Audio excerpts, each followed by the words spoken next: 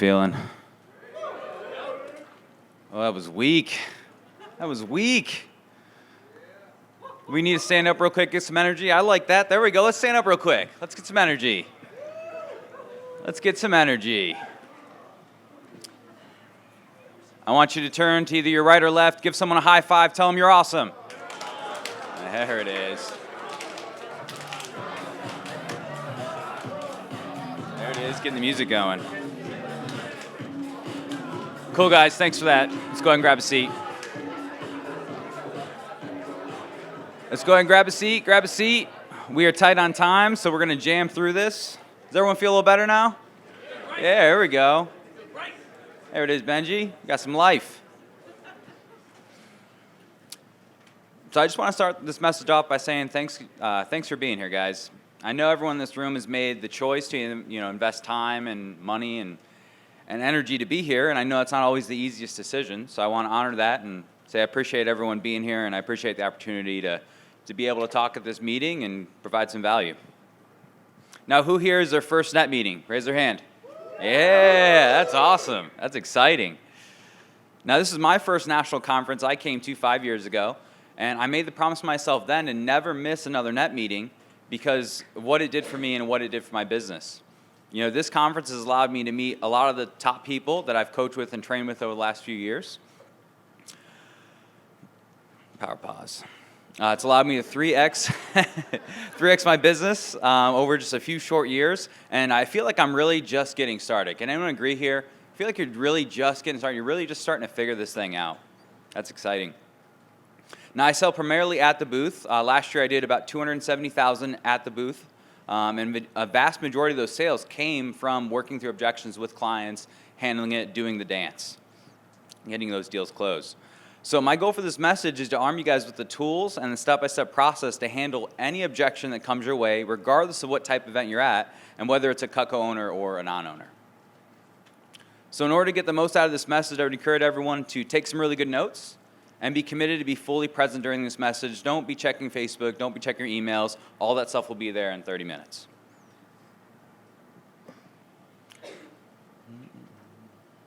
So just so everyone knows the process of this talk, I'm going to start off with a 5-step process designed to help handle any objection that comes your way.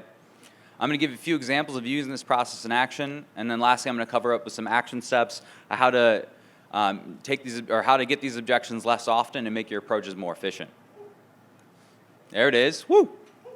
So let's start off. So I'm sure we've all heard this before. If not, this is a great time to hear this, but the objection cycle, right? How do we handle an objection? So objection cycle is a 5-step process. So everyone go ahead and take some notes on this. So step 1 is to clarify. Clarify what the true objection is, not the smoke screen. And repeat it back. Clarify. You're going to repeat back to the customer. I'm glad everyone is here, though, listening. I love it. There we go. Number 2, empathize. So we're going to stay on their side by agreeing with them, showing them that we're listening. Third step is permission. We're going to get permission from the customers to start moving things forward with a strategic question that they're going to want to say yes to. Number 4 is solution. We're going to tailor our next offer to solve that objection, solve what their concerns are. And number 5, confirmation. Stacking the yeses before we get that actual yes to the order.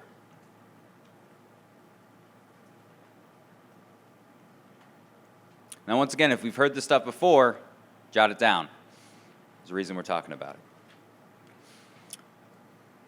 So I made a list of some of the most common objections I hear. Not sure if anyone can agree with these.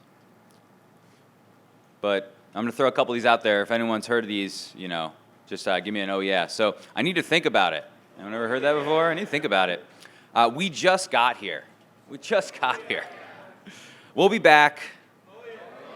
We parked over here, so we have to come back over here. Like, we parked this way. Right? I need to ask the spouse. I need to check with the wife. Do you have a card? I need to check and see what I have at home. What?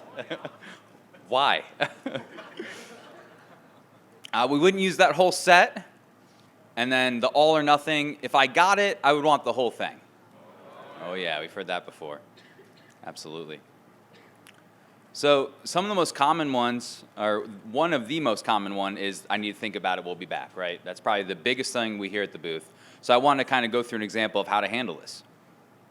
So Brandon Brown did a great job last night of kind of talking through objections and how to really, kind of ask questions, be curious to kind of really get to the heart of the matter. So, hey, no problem. You're more than welcome to think about it, but I'm just curious, what are you unsure of? What do you need to think about? And if we come from the lens of I'm curious, they're never going to get offended. And this is usually where you're going to get the actual objection. For this example, it's too much money. It's just too much money for the set. Okay, so you're saying you really like Cutco and you'd use it, but this package is just a little bit too much. Hey, no problem. I see how you could say that, being the first time you're looking at investing in high-quality knives. I've actually heard that from clients before, but once they get Cutco and use it every day, they agree it's totally well worth the money. Now, we all know that a couple good knives are better than 100 bad ones.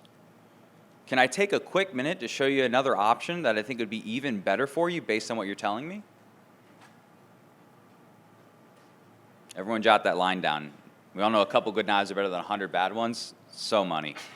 So many clients will go, you're right, because I have 100 bad knives at home and they all suck. So solution. This next option is a great option for you because it comes with almost everything that comes in that other set, but it's way less money. So we're talking, they're looking at a homemaker, we're dropping down to the galley, the starter set. And now I'm just going to present the starter set and sell them off the pieces they're not getting right away, or that they wouldn't use all the time, and then promote that they get it down the road, part of the upgrade package, part of the upgrade program. So yeah, Mrs. Jones, so I'm sure you could agree you probably don't carve turkey like every single day, right? We could kind of hold off on that. And you don't do a lot of butchering, right? No. Okay. Yeah, so most people actually end up using these pieces in the set more often. And it's about, $400 or $500 cheap depending on the pricing you're using. So it is a big, price cut for really not getting too many less pieces. And then from here we're going to confirm. Now we've already closed, so we're kind of our second close through, so be more assumptive this time around, right? Stack the yeses. So you'd like and you'd use all the pieces in the set.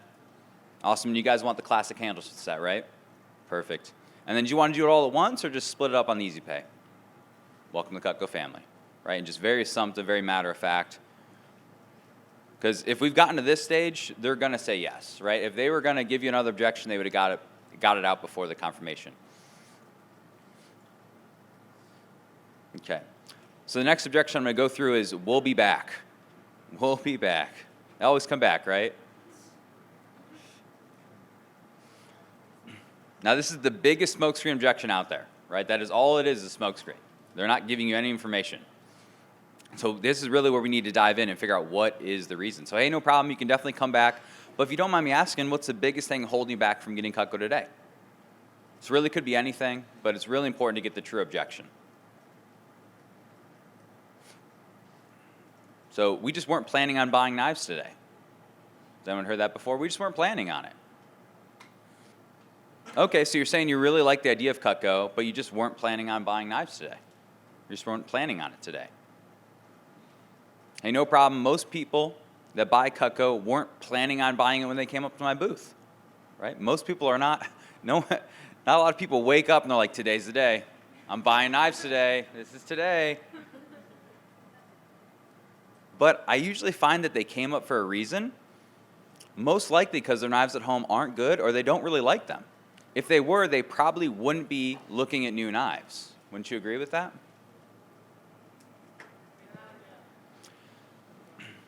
Say it again. So I find that most people came to my booth for a reason. Most likely because their knives at home aren't good or they don't really like them.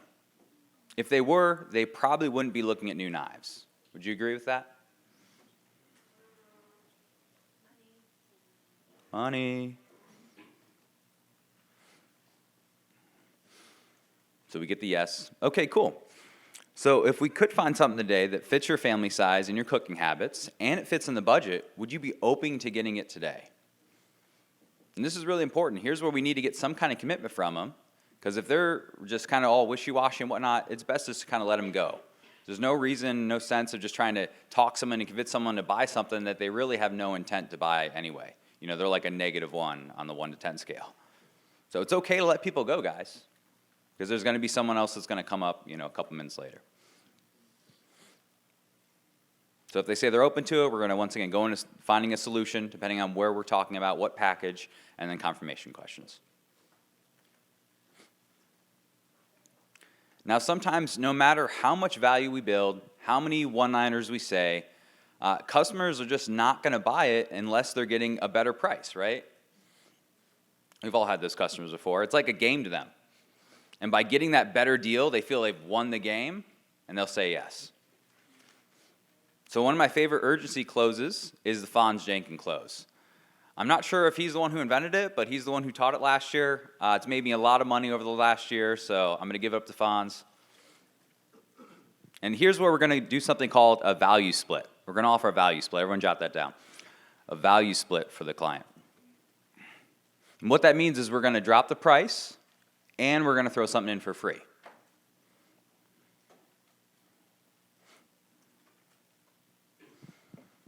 So we're closing a set. We need to drop the price to close the deal. They say it's a lot of money. We just need to walk around and think about it.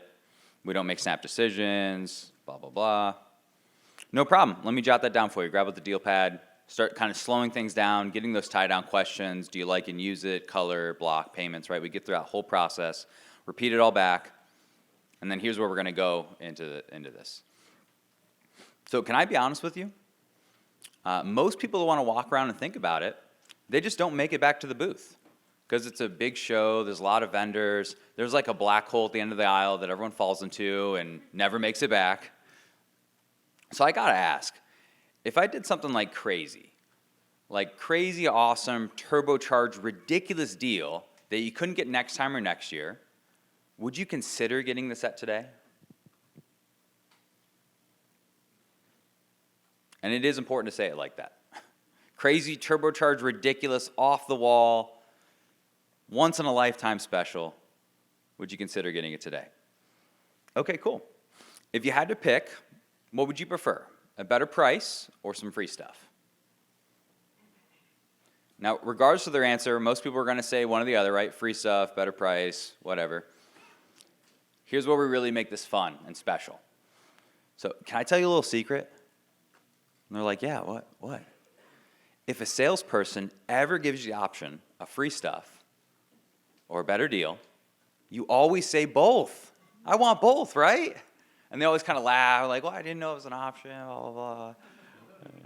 You just kind of make it fun. So I kind of rewind, right? Like, well, let's back up. So I ask it the same exact way. Hey, would you want better price or some free stuff? They always say both. We laugh about it, high five. And you can see from the customer perspective, they get some energy, right? They get some life. They like, this is fun, right? Most salespeople are just trying to sell them stuff. They're not trying to have a great interaction.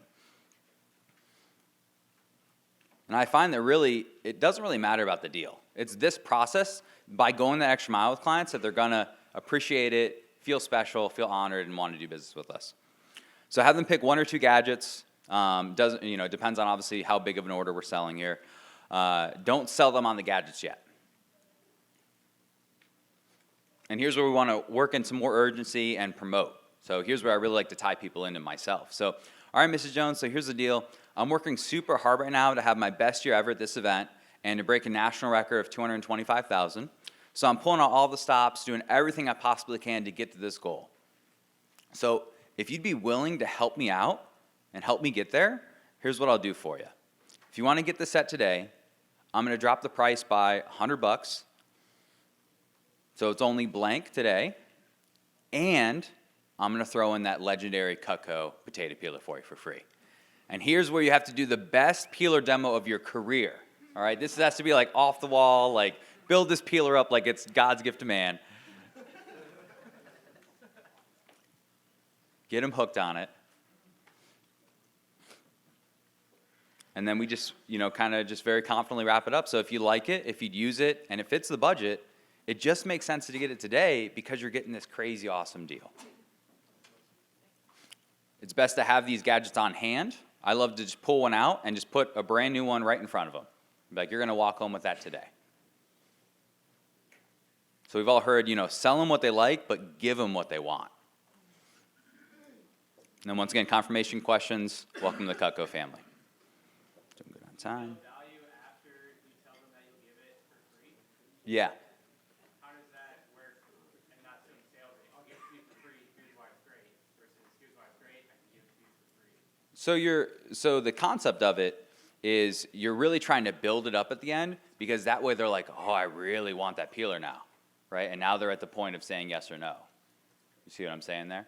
By building it before and then going into the pricing and the close of it, that you're going to lose some of that value. So I like to do it at the very end. That way they're like super jacked up about it. And they're like, oh yeah, I really want that peeler. I really like the set. It fits the budget. It all makes sense. Let's do it. Right?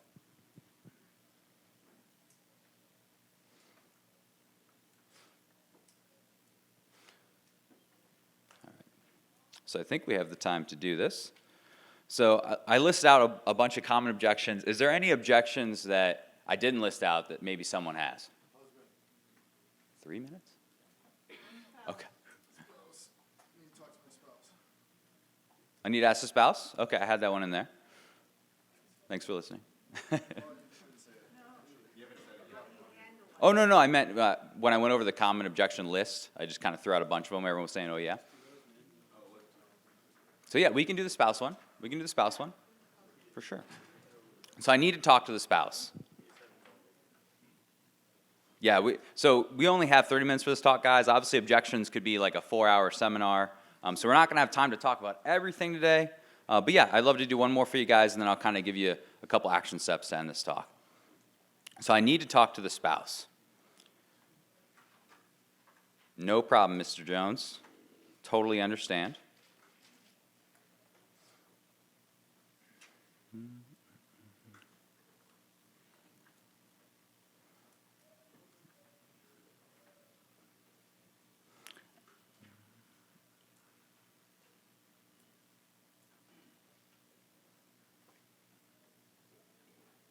Brandon actually gave a really great one-liner to this last night, looking through my notes to find.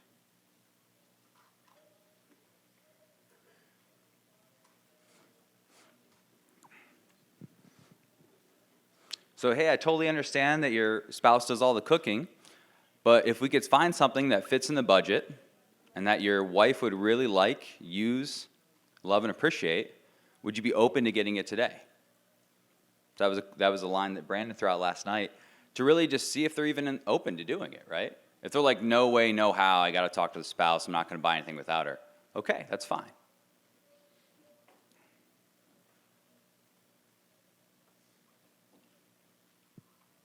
But yeah, using that line and just identifying if they're even open to it. If they are open to it, then just go through it, right? Find the package that would fit their budget. And something else that Brandon threw out last night was, even if they don't do the cooking, they still know what they eat. They still know what kind of food they make, right? So what do you guys do most, right? And just kind of go through it. You guys, meat and potatoes kind of people, do a lot of soup, stew, casseroles, a lot of barbecue, right? How successful is that when you use it? What? When you use the line of, because, can't buy it because of the spouse is one I hear a lot. Okay. And I just wonder, how successful is it when you use that line to get them to stay and to possibly purchase? Hey, to interject on this one, just because of time purposes, guys, I know there's a lot of questions on objections. We're gonna save all of that for Q&A right after Mike's talk. Okay, so let's let Mike do his talk and write all those questions down, and we'll go through Q&A. Yep. I appreciate everyone really wanting to learn about this topic, but like I said, we just don't have so much time. So as I begin to wrap this up, let's kind of review what we covered today. So we started with a 5-step framework to handling any objection out there. We covered a few examples with a couple good one-liners, and then we went over the value split, the Fonz, Jenkin close. So as we wrap up, let me ask you guys, when is the best time to handle an objection? before it comes up, right? We all know that. Exactly. That's why the best reps out there actually build in verbiage into their approaches so that they handle these common objections before they ever come up. If you're ever working with someone and you find that they really don't get objections that often or the same ones you get, it's probably because they're saying something in their approach to handle that before it ever even comes out of the client's mouth. So let's end with a few action steps. So everyone jot this down. I'd recommend to make a list of all the common objections you hear when you're working with clients. And reflect on it. Reflect back your last couple of shows, last couple of years. What do you hear often? After we've identified those, go through your approach and identify where in your approach you can build in verbiage to handle those before they ever come up.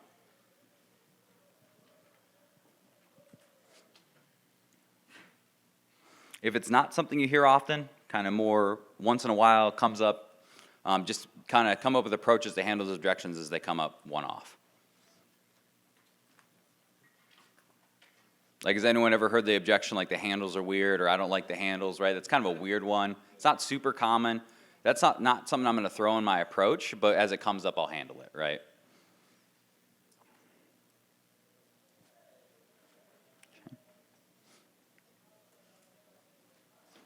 So I hope that gives you guys the tool and the knowledge and the know-how to handle some objections. I want to thank everyone for their time today, and let's make 2020 our best year ever.